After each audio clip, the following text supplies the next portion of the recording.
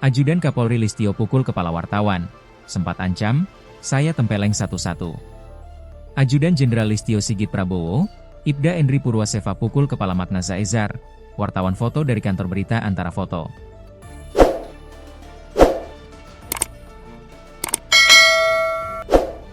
Kejadian tersebut berlangsung saat Kapolri meninjau arus balik Lebaran 2025 di Stasiun Tawang, Kota Semarang, pada Sabtu, 5 April 2025, sore. Peristiwa bermula ketika Kapolri mendatangi salah satu penumpang yang duduk di kursi roda di dalam area stasiun. Sejumlah jurnalis dari berbagai media, termasuk pewarta foto dan tim humas dari sejumlah lembaga, tengah meliput dan mengambil gambar dari jarak yang wajar. Namun, situasi mendadak berubah tegang ketika salah satu ajudan Kapolri meminta para jurnalis untuk mundur. Bukan dengan permintaan halus, ajudan tersebut justru mendorong para jurnalis dan humas secara kasar.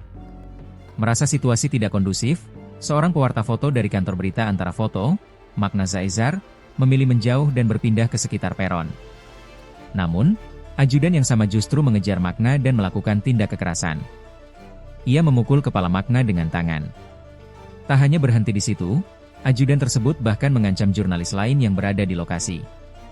Dengan nada tinggi dan sikap agresif, ia berkata, "Kalian pers, saya tempeleng satu-satu." Atas kejadian itu, Komisi Kepolisian Nasional, Kompolnas, merespons soal ajudan Kapolri yang melakukan tindakan represif terhadap pewarta di Semarang, Jawa Tengah. Hal itu disampaikan Komisioner Kompolnas Muhammad Haurul Anam kepada wartawan di Jakarta, Senin, 7 April 2025. Kami menyesalkan kenapa peristiwa itu kok terjadi padahal jelas-jelas misalnya dalam konteks yang lebih luas termasuk juga Pak Kapolri itu meletakkan teman-teman jurnalis bagian penting dalam bangunan menuju polisi yang lebih presisi dan lebih humanis, ucapnya. Ana memandang permohonan maaf yang diutarakan oleh Ibda Endri Purwaseva selaku tim pengamanan protokoler Kepala Kepolisian RI itu bahwa pihaknya menerima kesalahan. Dalam konteks yang lain, Kompolnas menilai yang bersangkutan sudah siap menerima risikonya. Ana mendorong Polda Jawa Tengah yang akan melakukan proses anggota tersebut bisa proporsional dan bisa maksimal. Dan kami berharap tidak terjadi lagi oleh siapapun dan kepada siapapun. Jurnalis dan media bagian penting dalam negara hukum dan negara demokrasi, pungkasnya.